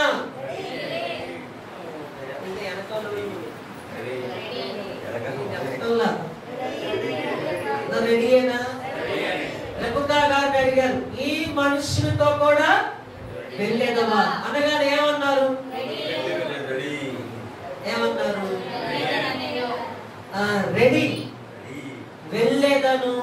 ఏమన్నారు రెబెకా గారు? వెళ్ళేదను. రెడీ అన్నారు. మనం కూడా రాకడకి ఎలా ఉంటారు? సిద్ధపరచబడిన వధువు. సిద్ధపరచబడిన వధువు. ఈ సభలు ఎందుకోసం? దేవుడు సిద్ధపరిచినవి మీకు ఇవ్వటానికి, మనల్ని సిద్ధపరచటానికి. అందుకే 7 లక్షణాల ద్వారా సిద్ధపడిద్దాం. 7 లక్షణాలు. ఒకటి పరిశుద్ధత. ఒకటేంటి? పరిశుద్ధత. రెబెకా గారు పరిశుద్ధంగా ఉంది. వింటున్నారా? రెబెకా గారు ఎలా ఉన్నారు? పరిశుద్ధంగా ఉంది, కలంకము లేకుండా ఉంది, రమ్యముగా ఉంది, వెంటనే ఒప్పుకుంది అన్నారు అయ్యగారు. పరిశుద్ధంగా ఉంది, కలంకము లేకుండా ఉంది, రమ్యముగా ఉంది, వెంటనే ఒప్పుకుంది అని చెప్పి వెంటనే ఒప్పుకుంది. రాకడ రెడీ అని అయ్యగారు ఆ ప్రసంగంలో ఈ విషయాలు చెప్పారు. రాకడ రెడీ అనే ప్రసంగంలో చెప్పారు. పరిశుద్ధంగా ఉంది, కలంకం లేకుండా ఉంది, రమ్యముగా ఉంది, వెంటనే ఒప్పుకుంది. తర్వాత అనిందా? అందరూ చెప్పాలి. తర్వాత అనిందా? ఎవరైనా బాప్తిసం తీసుకొని అన్న ఉంటుంది. ఏమంటారు మీరు? ఒక మా సంఘంలో ఒక వృద్ధురాలు బాప్తిసం తీసుకోమంటే మనవడి పెళ్ళి అయ్యాక తీసుకుంటారంట. ఈ మధ్య ప్రభు నన్ను నిద్రించి మనం కూడా తర్వాత అనుకుంటున్నాం. మా పెద్దలు చెప్తారు, కరువు తీసేయండి, పక్కనే ఉంటది వాత. కరువు తీసేసి పక్కనే ఉంది. అందుకే మనం ఏమనకూడదు. ఇక్కడ రెబెకా గారు ఎలా ఉన్నారు? వెంటనే ఒప్పుకుంది. అంతేగా? వెంటనే ఒప్పుకుంది, రెడీ అనింది. మనం కూడా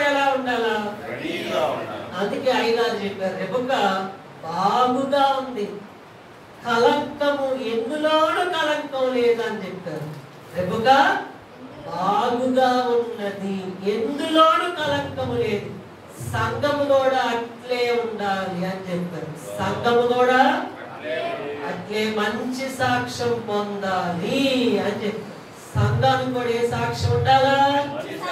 మంచి సాక్ష్యం ఉండాలి.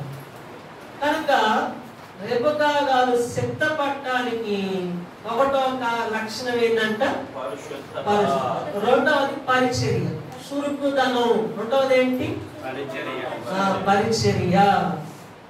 కనుక రెబెకా గారు పరిచర్య చేసి ఏం చేసిందంట? ఒంటెలకు 10 ఒంటెలకు నీళ్లు చేరిపోసింది. 10 ఒంటెలకు నీళ్లు చేరిపోసింది. కనుక దేవుని బిడ్డలారా, ఇదే పరిచర్య. ఏం చెప్పండి? పరిచర్య. మూడవది నగలు. అందరూ చెప్పండి, నగలు. రెబెకా గారికి ఎలియాజరు గారు ఏమిచ్చారు? ఏమిచ్చారంట? నగలు ఇవ్వగా అందుకొని ఆనందించి కృతజ్ఞత కనబరిచింది.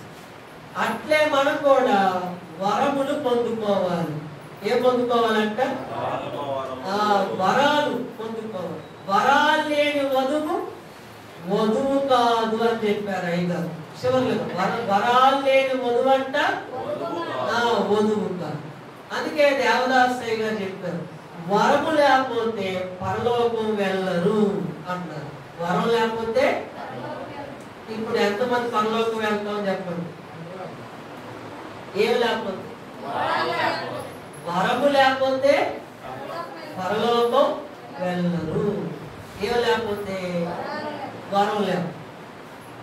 అందుకే దేవుని బిడ్డలారా, ఇంకా మనం వాక్యంలో చూస్తే నాలుగవది ఆతిథ్యము. వరం లేని వధువు కాదు. నాలుగవది ఆతిథ్యం. 24వ అధ్యాయం 25వ వచనంలో మా ఇంటి వద్ద పశువులకి మేత, గడ్డి, బస ఉన్నదని చెప్పింది. ఆతిథ్యం ఇచ్చింది. ఏమిచ్చిందంట? ఆతిథ్యం. 5వది ఎలియాజరు పలికిన పలుకులు ఏంటంటే 34వ వచనంలో ఎలియాజరు పలికిన పలుకులు ఉన్నాయి. 6వదిగా ఎలియాజరు తండ్రి అయిన అబ్రహామును గురించి, వారికున్న నివాసం గురించి,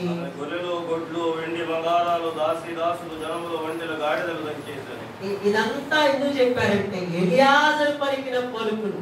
అబ్రహాము గారి గురించి చెప్పారు, నివాసం గురించి చెప్పాడు, ఇస్సాకు గారి గురించి చెప్పారు, వారికి కలిగిన భాగ్యాన్ని గురించి వివరించారు. అలాగే ఈ మాటలు రెబెకా తన హృదయంలో భద్రం చేస్తుంది. ఏం చేస్తుందంట? మనం కూడా వాక్యాన్ని ఏం చేయాలా? భద్రం చేసుకోవాలి. యేసు ప్రభు వారిని కూడా మన హృదయంలో అయ్యగా రాసిన పాటలో ఉంటుంది కదా, శుభ్రపరిచితి రావయ్యా. కనుక దేవుడి వాక్యాన్ని కూడా మన హృదయంలో భద్రం చేసుకోవాలి. ఆభరణాలు, వస్త్రాలు. 6వది ఆభరణాలు, వస్త్రాలు. దేవుడు ఆమెకి ఏమి ఇచ్చారంట? ఆభరణాలు ఇచ్చాడు, వస్త్రాలు కూడా ఇచ్చాడు. అలాగే ఇంకా చివరిగా పరిశుద్ధాత్మ తండ్రి కూడా పెళ్లి కుమార్తెగా తయారవుతున్న విశ్వాసి గృహానికి వచ్చి పెళ్లి వస్త్రాలు, ఆభరణాలు ఇచ్చి సిద్ధపరుస్తారు. పెళ్లి వస్త్రాలు, ఆభరణాలు ఇచ్చి సిద్ధపరుస్తారు. 7వది బయలుదేరుట. 58వ వచనం ఏం చేసిందంట? తన తండ్రి ఇంటిని విడిచింది, వారిని మరిచింది. బయలుదేరుట. ఇస్సాకు దగ్గర తన ప్రియుడైన ఇస్సాకు నద్దకు వెళ్ళుటకు బయలుదేరని 58వ వచనంలో చూస్తాం. తన తండ్రి ఇంటిని విడిచెను, వారిని మరిచింది. విడిచింది. కనుక ఇస్సాకునే దృష్టిలో ఉంచుకొని బయలుదేరేది. కనుక దారిలో అనేక మంది పురుషులు కనపడ్డారంట. అనేక మంది పురుషులు కనపడ్డారు. వాళ్ళ వంక కూడా చూడలేదంట. ఇస్సాకు కనపడగానే ఏం చేసింది? చెప్పండి, ముగిస్తాను. కనపడగానే ఏం చేసింది? వాహనం దిగింది, ముసుగు వేసుకుంది, గౌరవించి.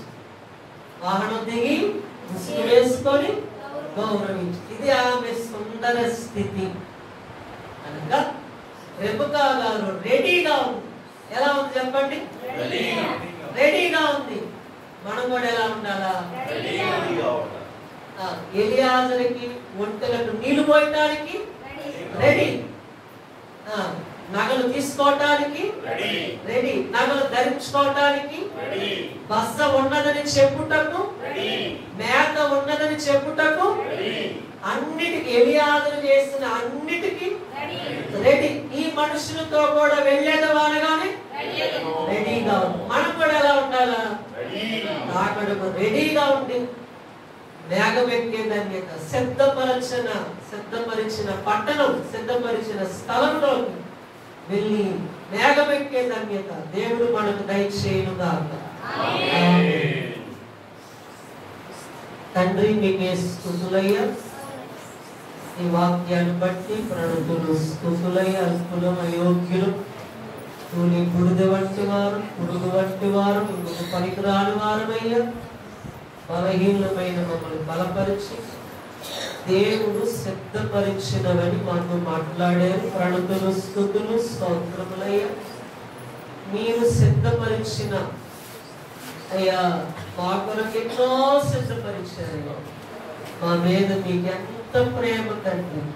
మీకే స్తుతులు. మీ ప్రేమను బట్టి, మీ కృపను బట్టి, మీ కనికరమును బట్టి, మీ దయను బట్టి, మీ జాలిని బట్టి మీకే స్తుతులు, ప్రణతులు స్తోత్రములయ్యా.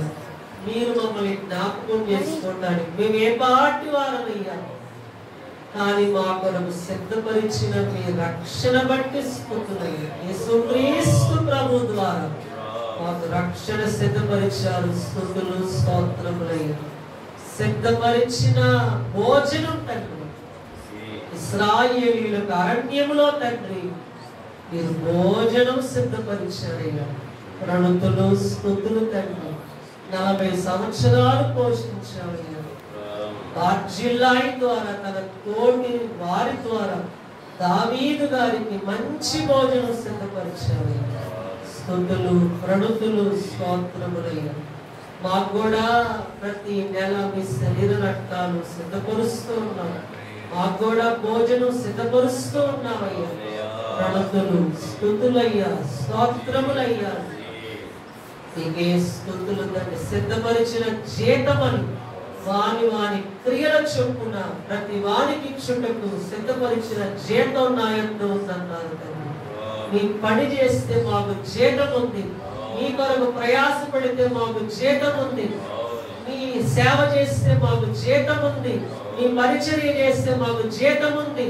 ప్రార్థన చేస్తే జీతం ఉంది. సన్నిధి చేస్తే జీతం ఉందని మాకు తెలియజేసినందుకు స్తుతులయ్యా. మీరు జీతం పుచ్చుకొని ఇంకా వర్ధిల్లే ధన్యత మా అందరికీ దయచేయండి. సిద్ధపరిచిన స్థలము, మీకు స్థలము సిద్ధపరచ వెలుచున్నానన్నావు తండ్రి. మీకే స్తుతులు అయ్యా. స్థలములోకి మేమందరం వెళ్ళే ధన్యత మా అందరికీ దయచేయండి. మీరున్న స్థలంలో మేము ఉండే ధన్యత మాకు ఇవ్వండి అయ్యా. మీకే స్తుతులు. దేన మనస్సు మాకు ఇవ్వండి అయ్యా. సాత్వికం ఇవ్వండి అయ్యా. అయ్యా కనికరం అనే లక్షణం మాకు ఇవ్వండి. హృదయ శుద్ధి అనే లక్షణం మాకు ఇవ్వండి అయ్యా. అయ్యా ఆత్మ సంబంధమైన దుఃఖం మాకు ఇవ్వండి. యేసు ప్రభు నామము ధరించి శ్రమల పాలయ్యే వారందరూ మెంబర్లని, పరిశుద్ధులు పరలోక రాజ్యం మెంబర్లని మాతో మాట్లాడారు. పరలోక రాజ్యం మెంబర్లుగా మమ్మల్ని చేయండి అయ్యా. మీకే స్తుతులు. సిద్ధపరిచిన పట్టణంలోకి మమ్మల్ని తీసుకుని వెళ్ళండి అయ్యా.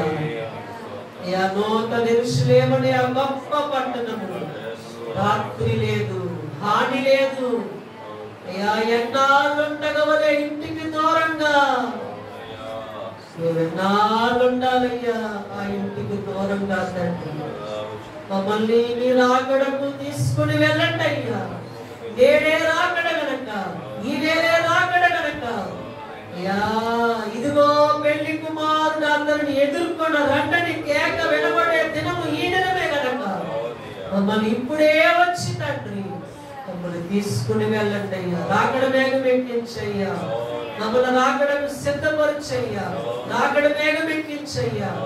వెలుగు మాట వరుసలో ఉండే ధన్యత మాకు ఇవ్వయ్యా. వెలుగు మాట అంతస్తు మాకు ఇవ్వండి అయ్యా. యోహాను గారి అంతస్తు, బైబిల్ మిషన్ అంతస్తు మాకు దయచేయండి అయ్యా. మమ్మల్ని మీరే శకీనా మేఘం ఎక్కించండి, రాకడ మేఘం ఎక్కించండి. మహిమ శరీరాలు ఇవ్వండి, రెక్కలు ఇవ్వండి అయ్యా. నీకే స్తుతులు తండ్రి అయ్యా. నూతన యెరూషలేమనే పట్టణములో అడుగు పెట్టే గొప్ప ధన్యత, సింహాసనంతస్తు అందరికి దయచేయండి అయ్యా. నీకే స్తుతులు స్తోత్రములు తండ్రి. సిద్ధపరచబడిన వధువు రిబకా ఎలాగూ సిద్ధపరచబడిందో, రెడీగా ఉందో, ఎలాగో రాకడకు రెడీగా ఉందో మేము కూడా ఈ రాకడకు రెడీగా సిద్ధముగా ఉండే ధన్యత మా అందరికి దయచేసి. రిబకా వంటి చురుకుదనం ఇవ్వండి, రిబకా గారి వంటి పరిశుద్ధత ఇవ్వండి, పరిచర్య ఆతిథ్యం ఇచ్చే గుణం ఇవ్వండి అయ్యా. రిబకా గారి లాగా వాక్యాన్ని అయ్యా హృదయంలో భద్రం చేసుకునే ధన్యత మాకు ఇవ్వండి. మీరే ఎలాగూ తాను బయలుదేరిందో అయ్యా మేము కూడా రాకడకు ఎత్తబడే ధన్యత మా అందరికి దయచేయండి. నీకే స్తుతులు. విడిచింది మరిచింది మేము కూడా అన్ని విడిచి మరచి ఒక రాకడ తలంపుతో అయ్యా, రాకడ తలంపుతో మేము రాకడ మేఘం ఎక్కే ధన్యత మా అందరికి దయచేయండి. ఈ సమయం ఇచ్చిన మీకే స్తుతులు స్తోత్రం. ధన్యత మాకు ఇచ్చిన తండ్రి ప్రణతులు స్తుతులయ్యి.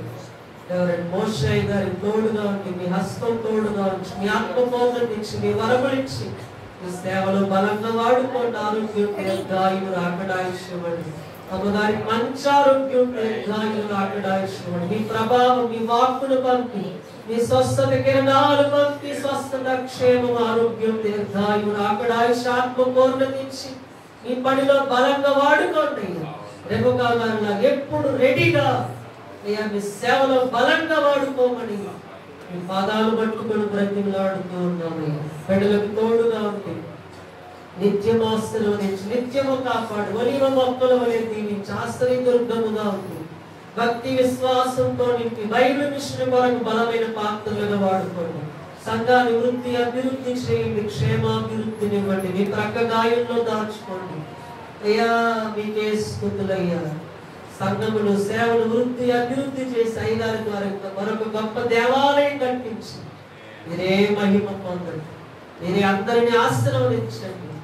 వచ్చిన అయ్యగారులందరికీ మీ ఆత్మ పూర్ణతించి బైబిల్ మిషన్ కొరకు బలమైన పాత్రలుగా అందరినీ వాడుకోండి. అయ్యగారుల సంఘములు సేవలు వృద్ధి అభివృద్ధి చేసి దీవించండి. పెళ్లి కుమారుడుగా వచ్చుచున్న యేసు నామమున వినయముతో వేడుకొనుచున్నాము తండ్రి, ఆమేన్. అందరికి మరణాత మరణాత.